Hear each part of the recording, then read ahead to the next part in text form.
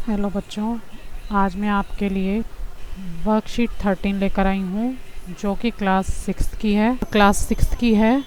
और ये वर्कशीट आपकी मैथ की है बच्चों। ये 16 अगस्त की वर्कशीट है, ठीक है। और इसमें आपको क्या दिया गया है, अपनी संख्याओं की जानकारी, सन्निकटन, ठीक है। सन्निकटन का योग की समझ, सन्निकटन योग की समझ, ठीक है। इसमें आपको जमा के सवाल बताए गए हैं, ठीक है। जोड़ योग माने जमा, ठीक है। लिखा है श्रीमती देवसेना रुपये 2000 में अपने बच्चों के लिए कुछ उपहार खरीदने के लिए बाजार जाती है। जो उपहार उन्हें पसंद आए उनकी कीमत है 1175 और रुपये 449, ठीक है। क्या आप समझ सकते हैं कि श्रीमती देवसेना के पास इन दो उपहारों को खरीदने के लिए पर्याप्त पैसे हैं? अब देखो बच्चों, वो लेके आई है 2000 रुपये, ठीक है। और उसने कितनी कीमत का सामान खरीदा है? 1175 का और 449 का। तो हम क्या करेंगे, इन दोनों कीमत को जोड़ देंगे और उसको 2000 में से घटा देंगे, ठीक है। तो नीचे क्या करके दिखाया है, देखो लिखा है, अमरेंद्र और कटप्पा ने निम्नलिखित तरीकों से कुल लागत का अनुमान लगाने की कोशिश की है, ठीक है। अमरेंद्र द्वारा किया गया हल क्या है? पहला उपहार कितना का था बच्चों? 1175 का, ठीक है, जो सैकड़े के निकट है, ठीक है। तो इसका लगभग कितना है? 1200 रुपये, क्योंकि 1175 कितने के निकट है बच्चों? 1200 के। और दूसरा उपहार कितना है? 449 का, जो कि 400 के निकट है, ठीक है। तो ये हो गया टोटल हमारा 1600, ठीक है। 1600 रुपये टोटल हो गया ना। तो इस तरह से उसके पास कितने रुपए थे बच्चों? 2000 रुपये। 2000 में से उसने लगभग 1600 का सामान ले लिया, तो फिर भी उसके पास पैसे बचे हुए हैं, ठीक है ना। तो वो इन उपहारों को खरीद सकती है, उसके पास पर्याप्त पैसे हैं, ठीक। इसी तरह से आगे लिखा है, कटप्पा द्वारा किया गया हल। पहले उपहार 1175 रुपये का, निकटतम 1000 में आकलन, यानी कि 1000 रुपये, ठीक है। दूसरे उपहार का आकलन उसने कैसे किया? 449 को 1000 में कैसे करेंगे? 1000 में तो जीरो आएगा, जो कि इसका आंसर 1000 आया है। ये 400 जो 49 है वो 1000 में नहीं होगा, वो सैकड़े में होगा। जैसे पहला वाला हल करके दिखाया ना, वो सही है। ये वाला हल तो हमारा टोटल इसमें 1000 आएगा, ठीक है। तो ये जो आकलन है बच्चों, ये गलत आकलन है, ठीक है। हमारा आंसर जो पहले वाला है वो राइट आंसर है, ठीक। आगे देख लेते हैं, आगे क्या लिखा है इसमें।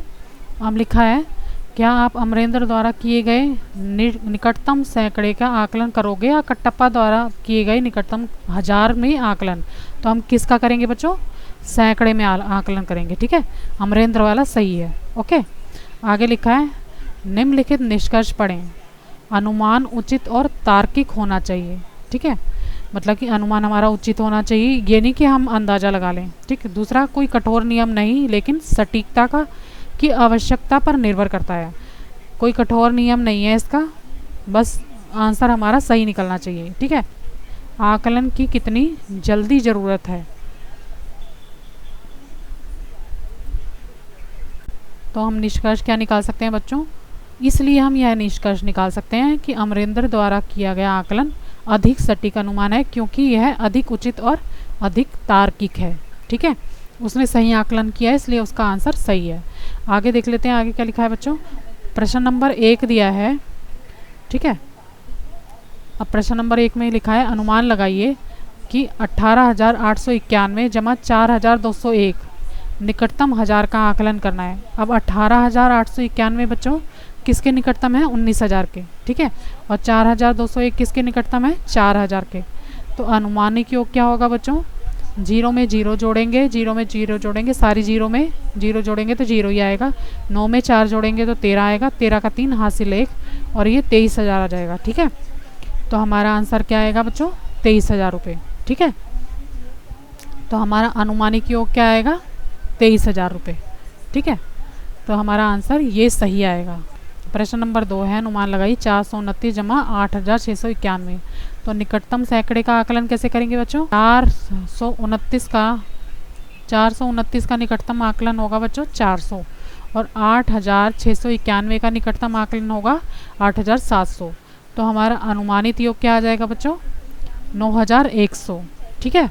इन दोनों को जोड़ेंगे, जब जमा करेंगे इसको, तो हमारा क्या आ जाएगा? 9,100, ठीक है। तो हमारा ये आंसर सही है, अनुमानित योग हमारा 9100 आ जाएगा।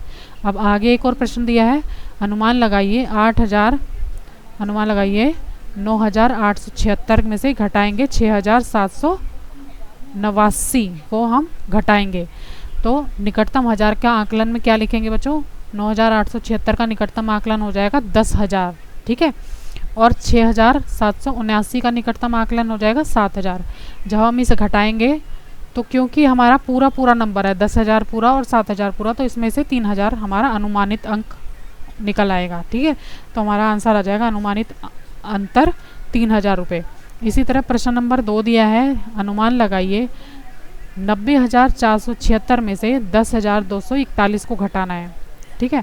तो निकटतम सैकड़े का आकलन क्या हो जाएगा बच्चों? 90,476 का निकटतम आकलन हो जाएगा 90,500, ठीक है, और 10,241 का निकटतम आकलन हो जाएगा 10,200, ठीक। तो अनुमानित अंतर हमारा क्या हो जाएगा बच्चों? 80,300, ठीक है। जब 90,500 में से 10,200 घटाएंगे तो हमारे पास उत्तर जो है, अनुमानित अंतर जो है वो आ जाएगा 80,300। 80,300 हमारा अनुमानित अंतर आ जाएगा, ठीक है। अब बच्चों आगे कुछ क्वेश्चन दिए गए हैं, ठीक है। आओ करे में क्या करना है? अनुमानित योग ज्ञात कीजिए, ठीक है। तो इसको भी हम करके बता देते हैं किस तरह से आंसर होगा।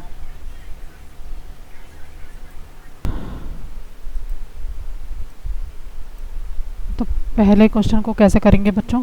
सबसे पहले करेंगे पहला प्रश्न, उसमें लिखा है 841 जमा 181, ठीक है। तो इसको कैसे लिखेंगे बच्चों? 841 का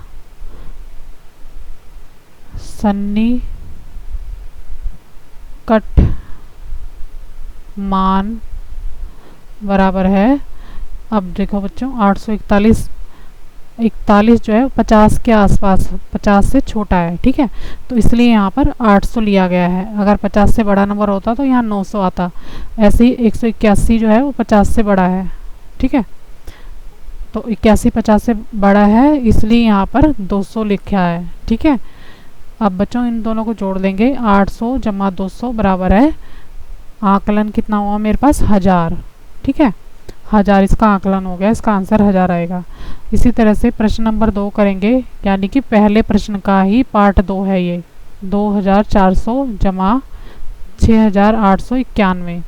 अब इसको कैसे लिखेंगे बच्चों? जो 2400 का सन्निकट क्या होगा? 2400, क्योंकि हमारे पास जीरो वाला नंबर है, हमें जीरो वाला नंबर लाना होता है। इसी तरह से 6891 का सन्निकट क्या होगा बच्चों? क्योंकि 91 है ये 50 से ज़्यादा, 6800 के बाद 91 है ना, इसलिए 6900 लिखेंगे। और हमारा आकलन क्या आ जाएगा? यहाँ पर जमा कर देंगे इन दोनों को, तो क्या हो जाएगा? 0 में 0 जमा करेंगे तो 0, फिर 0 में जमा करेंगे 0 तो 0, 4 में 9 जमा करेंगे तो 13 का 3, हाथ से लगाया 1, 6 और 2 8 और 1 9, ठीक है। 6 और 2 8 और 1 9 आ जाएगा। तो हमारा उत्तर ये आ जाएगा। इसी का फर्स्ट क्वेश्चन का थर्ड पार्ट है, 9875 जमा 5478। इसको कैसे करेंगे बच्चों? 9475 का सन्निकट होगा, सन्निकट मान क्या होगा बच्चों? 9000 और 900, ठीक है, 9900 होगा। इसी तरह से 5478 का सन्निकट मान क्या होगा? ये होगा 5000 और 500, ठीक है। अब इसको जमा करेंगे बच्चों, 0 में 0 जमा करें 0, फिर से 0 में 0 जमा करें 0, 9 और 5 14 का 4, हाथ से लगाया 1, 9 और 1 10 और 5 15, ठीक है। 15400 आएगा। मैं दोबारा से लिख देती हूँ, ये मैंने ओवर राइटिंग कर दी यहाँ पर, तो इसका आंसर जाएगा 15400, ठीक है। तो बच्चों ये जो थे ये पहले क्वेश्चन के तीनों पार्ट थे, ठीक है। इसी तरह से दूसरा क्वेश्चन क्या है बच्चों? अनुमानित अंतर ज्ञात कीजिए, ठीक है। अब अनुमानित अंतर ज्ञात करना है, क्योंकि हम अनुमानित तो लगाते हैं ना, जो हम सन्निकट मान निकालते हैं वो अनुमानित होता है। तो सेकंड क्वेश्चन का फर्स्ट पार्ट करेंगे तो ये हो जाएगा 8299, इसमें से घटा करेंगे 5000, तो बच्चों 8,299 का सन्निकट मान होगा 8,300, ठीक है। और 5,000 का सन्निकट मान क्या होगा बच्चों? 5,000 तो हमारा पहले ही 00 नंबर में है, ठीक है, पूरे में है, तो इसको ऐसे ही लिख देंगे। अब इसमें से माइनस करेंगे तो ये आ जाएगा 0 में से 0 काटी 0, 0 में से 0, 3 में से 0 काटेंगे फिर 3 आ जाएगा, 8 में से 5 गए तो 3 आएगा। तो इसका आकलन क्या होगा?